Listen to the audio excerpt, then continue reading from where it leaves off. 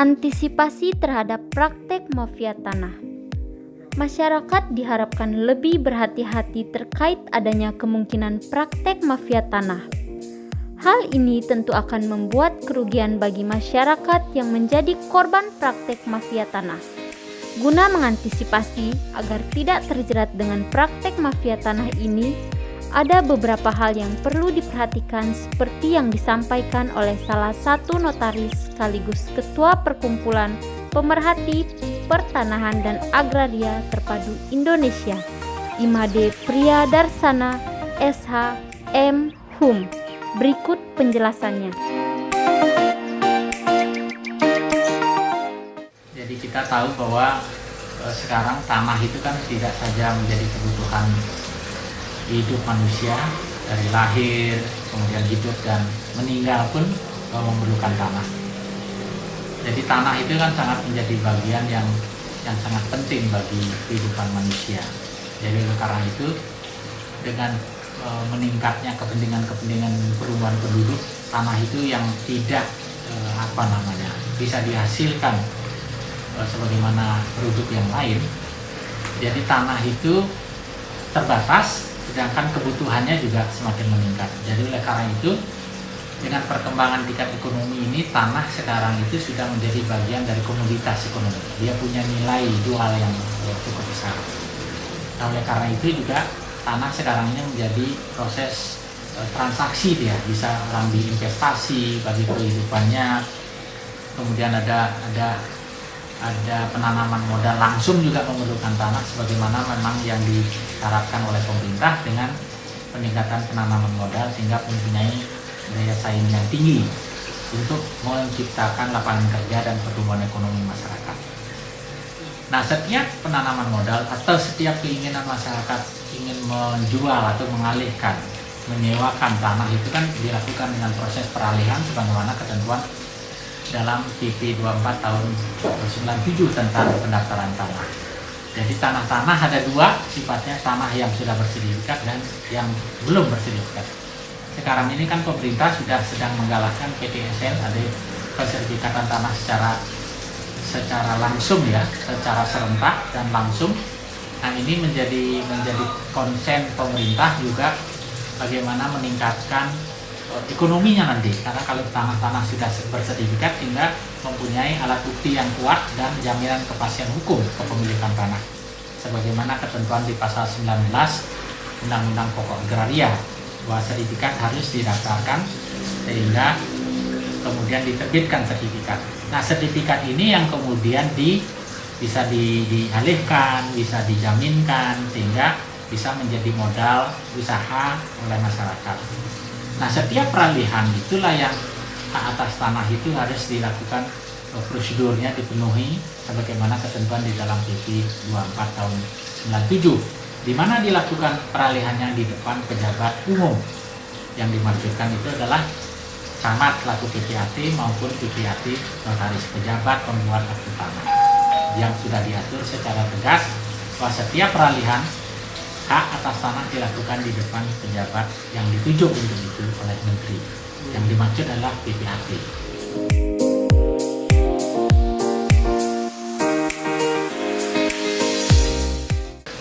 Memang kita belajar dari beberapa kasus yang sangat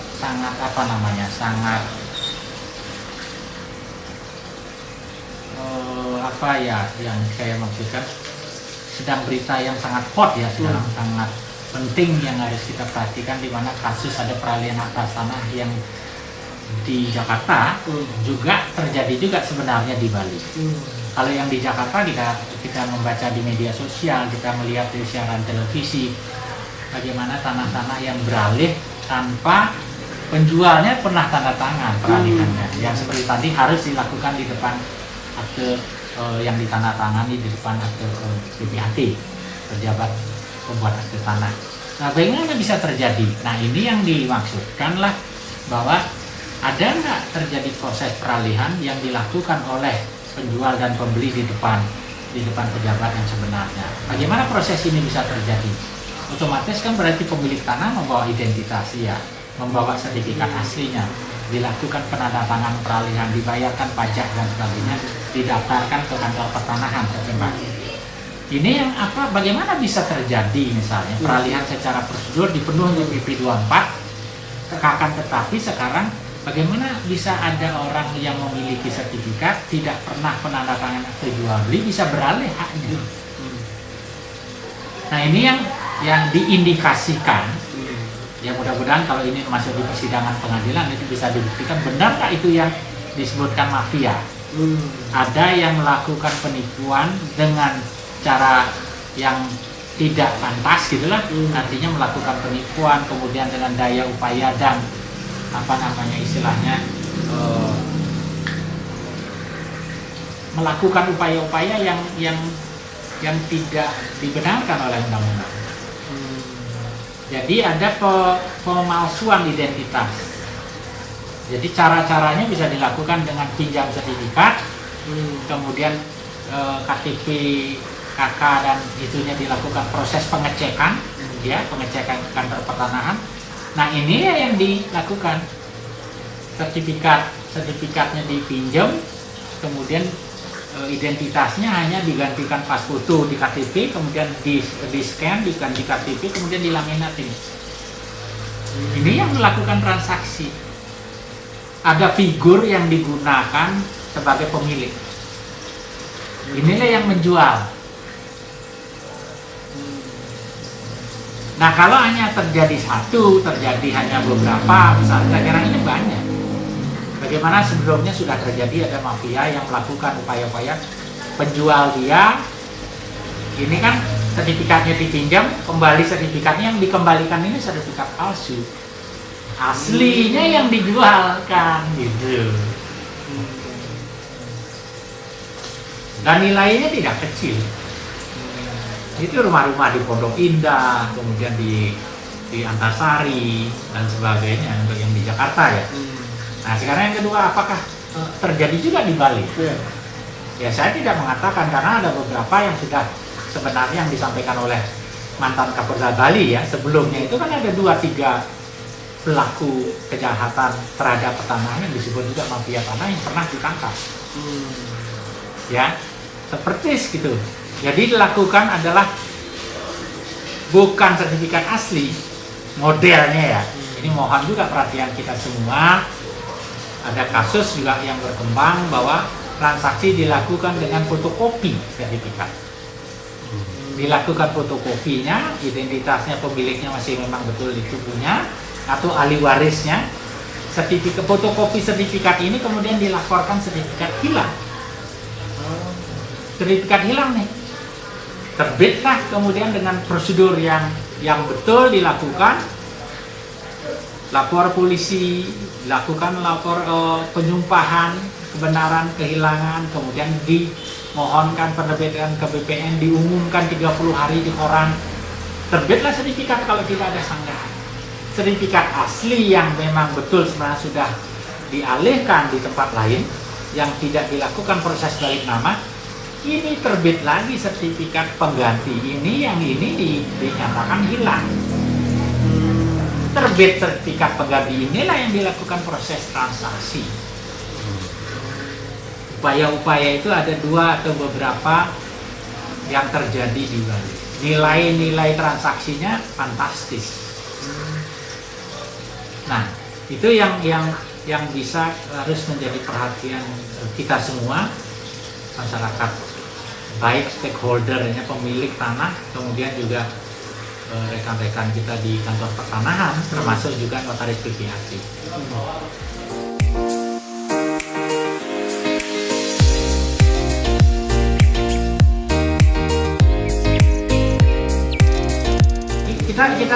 Kita juga ya pertanyaan yang sangat baik ya saya kira. Apa yang perlu kita antisipasi? Bagaimana meminimalisir ya? Jangan sampai kasus mafia tanah ini juga kita yang terkena. Yang pertama adalah jangan pernah memberikan sertifikat asli ya kepada orang yang bukan punya integritas harus. Ini yang tingkat sangat penting. Kalau PPAT juga harus memang betul dia notaris PPAT dan pelangnya harus jelas. Kemudian kalau bila perlu memang cross check benar nggak nih notaris PPAT-nya, bukan abal-abal ya. Karena ada kemungkinan sekarang berkembang kejahatan yang seperti itu. Menjadi satu sistem dia. Komunitasnya, penjual dia, pembeli dia, notarisnya dia gitu loh. Nanti tiba-tiba hilang gitu. Pelangnya juga hilang gitu. Nah, integritasnya harus kita bila perlu tanya yang saya ada ke kantor notaris ini, benar nggak anggota yang sebenar BPAT sebenarnya atau notaris yang sebenar? Itu yang kita lakukan. Jangan pernah menitipkan atau apa kepada orang. Ya. Yang kedua, kalau KTP asli dan sebagainya ini juga jangan mudah kita memberikan identitas. Karena apa? Kelemahan memang salah satu yang pernah disampaikan oleh Kepala Badan Pertanahan, memang sertifikat itu kan nggak ada pas fotonya. Sehingga peralihan siapa pemegang haknya pas fotonya harus ada. Tapi yang sekarang kita tahu kan sertifikat tidak itu dengan foto. Siapa pemegang hak yang sekarang. Sehingga ada nama, identitas KTP cocok di dalam sertifikat, berarti dia yang punya kan seolah-olah gitu. Tapi foto di dalam ini kan belum tentu di sini sama. Karena sertifikat nggak ada foto. Orang bisa memalsukan sertifikat, memalsukan identitasnya gitu. Nah, yang ketiga, kami waktu ketemu juga dengan direktur sengketa pertanahan ATR BPN, Kementerian ATR BPN menyatakan kalau ada transaksi atau peralihan hak yang didasarkan dengan sertifikat pengganti gitu. Artinya yang tadi kayak modelnya pernah hilang, dinyatakan hilang terus sertifikat pengganti. Ini harus dilakukan cek, recheck. Harus dilakukan beberapa kali. Harus. Karena jangan-jangan ini sertifikat pengganti ini adalah merupakan bagian dari pengelabuan atau ada keterangan yang tidak sebenarnya, tapi diterbitkan secara benar. Cuma proses penerbitannya dilakukan dengan melalui menutupi hal-hal yang sebenarnya, dilakukan memasukkan keterangan palsu terhadap penerbitan itu.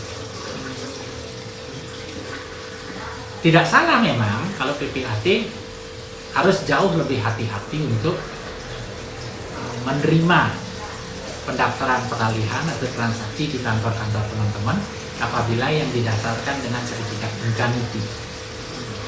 Yang kedua, memang tidak ada kewajiban PPAT atau notaris untuk mengecek secara material benar nggak KTP ini diterbitkan oleh catatan sipil, ya, dukcapilnya, bahwa orangnya ini, namanya ini dengan fotonya benar nggak? Karena ini apa dia menjadi bagian syarat peralihan yang didasarkan atas sebenarnya identitasnya dipalsukan. Nah, ini juga menjadi mungkin tidak salah juga walaupun notaris PPAT tidak masuk kepada ranah pengecekan secara material, tapi wajib juga kita harus hati-hati. Karena jangan sampai mafia yang masuk melakukan transaksi di kantor kita kemudian menyeret kita juga menjadi bagian proses yang dilakukan oleh orang-orang yang sebenarnya tidak berhak. Jadi mudah-mudahan ini harus kita lakukan bersama-sama, proses pendalaman yang harus dilakukan sehingga meminimalisir kasus manipulasi peralihan hak atas tanah yang dilakukan oleh sekelompok orang dengan dasar itikat yang tidak baik. Yang sekarang sedang hangatnya di pemberitaan dia disebut adalah mafia tanah. Ya, karena mereka mengincar tanah-tanah atau rumah-rumah yang dikuasai oleh orang-orang yang dia tahu di kantor pertanahan itu masih atas nama pemilik lama. Ya, karena proses pengecekan ini kan bisa dilakukan dengan online, bisa ngecek itu. Nah, ini yang harusnya diantisipasi. Jangan tergiur dengan harga tanah yang tinggi, jangan tergiur dengan biaya yang kita akan dapatkan. Karena apa? Masalah yang timbul nantinya itu juga pasti akan menguras energi dan perhatian kita untuk diseret dari situ. Jadi mudah-mudahan kita tidak ikut menjadi bagian yang yang dapat merusak reputasi dan merusak integritas kita sebagai notaris dan PPT. Masyarakat juga kami ingatkan hati-hati juga melakukan proses transaksi yang tidak dilakukan di hadapan PPT yang sebenarnya atau notaris yang sebenarnya. Jangan pernah meminjamkan sertifikat kepada orang yang betul-betul tidak kita percaya, apalagi tidak kita kenal. Gitu. Jadi bisa disebut masih tinggi juga ya? Masih, karena dengan kejadian yang ada hari ini misalnya, yang kemarin juga kita baca, yang sedang panas hotnya ini kan, ya kita juga tidak bisa memungkiri memang itu kan dilakukan oleh orang-orang pinter, ya, dilakukan oleh orang yang paham tentang peralihan proses itu pinter. Pinjam sertifikatnya atau pinjam fotokopinya, dibuat pengikatan jual belinya dulu dengan dasar fotokopi, nanti laporkan hilang, terbit sertifikat, dari sertifikatnya langsung ditransaksikan, terbit sertifikat pengganti ya, habis itu pinjamkan ke bank, kan dapat duit. Iya, ini terjadi, di mana pengalaman saya memberikan keterangan ahli di Jakarta bahwa terjadi seperti itu. Di mana kasus itu yang sedang disidangkan pengadilan hampir 25 tahun belum selesai. Bayangin. Ini sangat merugikan pemilik, sangat merugikan negara, karena kalau itu bisa berkembang gitu, tidak jadi sengketa kan sudah berjalan ekonominya. Orang bisa memiliki tanah dengan sertifikat, bisa dianggunkan, usahanya jalan dan sebagainya. Nah ini harus ada shortcut kepada pemerintah melalui Kementerian ATR BPN ini. Sengketa pertanahannya cukup banyak. Apakah dibentuk usulan kami, sebenarnya usulan kita membentuk peradilan pertanahan khusus ya, dia menjadi ad hoc seperti tipikor atau peradilan penyelesaian sengketa tanah tersendiri. Kenapa penting? Sangat penting karena sangat merugikan potensi yang dimiliki oleh aset yang dimiliki oleh orang atau aset tanah ini bisa diolah, bisa dijadikan pengembangan ekonomi. Kalau ini menjadi sengketa kan jadi status quo, nggak bisa diapa-apakan. Jadi negara harus mengambil jalan yang tegas untuk itu. Karena kalau ini dibiarkan ada sengketa di tanah perkebunan, peningkatan sengketa dengan penggarap dan sebagainya, ini kan harus walaupun memang Kementerian ATR BPN kan sekarang membentuk direktur penyelesaian sengketa permasalahan pertanahan, jadi melalui mediasi lebih awal. Tapi kalau tidak selesai mediasi ya tetap kembali kepada peradilan biasa, peradilan perdata ya. Jadi oleh karena itu panjang dia.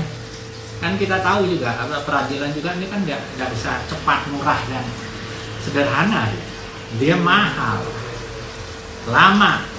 Ya, sehingga kalau harus amparan tanah sebenarnya misalnya kan begitu, kalau dia jadi sengketa kan satu yang satu nggak bisa menggarap, yang satu nggak bisa diapain. Nah ini yang harus juga menjadi perhatian negara, pemerintah. Jadi negara harus hadir untuk itu. Sudah banyak para pemerhati pertanahan, kemudian para pakar pertanahan dari kampus dan akademis sudah mengusulkan juga bagaimana membentuk peradilan pertanahan secara khusus di setiap pengadilan, karena bisa dicek itu tentang sengketa yang sekarang ditangani oleh pengadilan berapa persen karena persoalan tanah, persoalan waris. Warisnya apa ya, tanah. Gitu. Harus ada perhatian yang khusus untuk itu, karena kerugian yang akan kita alami itu tidak kecil. Sehingga kalau itu bisa diselesaikan secara cepat dan sederhana, ekonomi kan bisa berjalan lebih tinggi. Ya. Mungkin yang terakhir, apa faktor penyebab masih merebaknya adanya mafia tanah? Apakah karena pemahaman masyarakat yang masih kurang terkait dengan hukum, ataukah memang ada celah masih terlihat ada celah untuk melakukan? Ya, setiap kejahatan itu kan sudah dari zaman dulu ya. Saya kira sekarang ini kan kepintaran, kepandian orang untuk melakukan kejahatan itu semakin canggih juga, dan apa yang bisa meningkatkan atau menghasilkan nilai ekonomi keuangan yang lebih cepat ya melalui tanah kan. Karena inti dan celahnya ada, di mana sertifikat tidak ada fotonya, identitasnya bisa dipalsukan, mengganti pas fotonya. terjadi transaksi dan kemudahan itu memang kita tidak bisa saling menyalahkan gitu ya. Karena kelemahan ini harus ditutup, karena jangan kelemahan ini dimanfaatkan oleh orang yang pintar tapi melakukan kejahatan untuk mendapatkan sesuatu dengan nilai secara gampang, melakukan penipuan, melakukan kejahatan, pemalsuan identitas itu. Nah, celah-celah ini harus ditutup gitu loh. Kalau ada keinginan sekarang pemerintah melalui Kementerian ATR BPN menerbitkan sertifikat sertifikat gitu. Teknisnya sekarang mungkin diatur apakah fisiknya sertifikat analog itu masih tetap dipegang atau diganti dengan sertifikat. Ini harus dikaji secara benar, secara baik. Jangan timbul ada persepsi masyarakat tidak memegang apa-apa. Ya, walaupun dia di barcode, disimpan secara digital, siapa yang bisa menjamin gitu kan? Ini harus menjadi bagaimana memberikan sosialisasi dan penjelasan ke masyarakat, karena persepsi dari awal statement yang dikeluarkan dari kementerian itu ditangkap berbeda oleh masyarakat. Sertifikat mau ditarik terus masyarakat hanya pegang digital aja. Lalu bagaimana orang sertifikat dipegang asli aja bisa terjadi transaksi dan dipalsu orang kan gitu. Ini harus perlahan saya kira tetap harus dikaji. Masyarakat tetap aja boleh pegang sertifikat analognya, tapi sertifikatnya secara database digitalisasi dilakukan dan dipegang oleh kantor pertanahan. Sertifikat asli tetap dipegang. Ya, harus.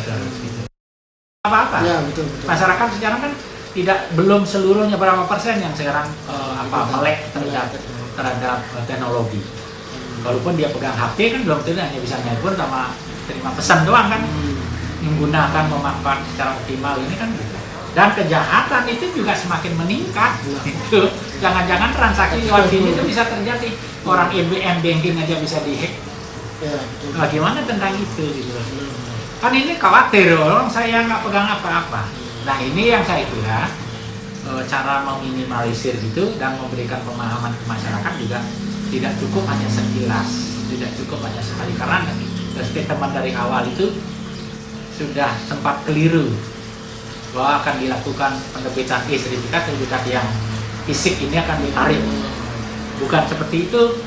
Ternyata yang dimaksudkan oleh kantor pertanahan, tapi sudah ditangkap oleh masyarakat tidak, bahwa sertifikat mereka akan ditarik gitu.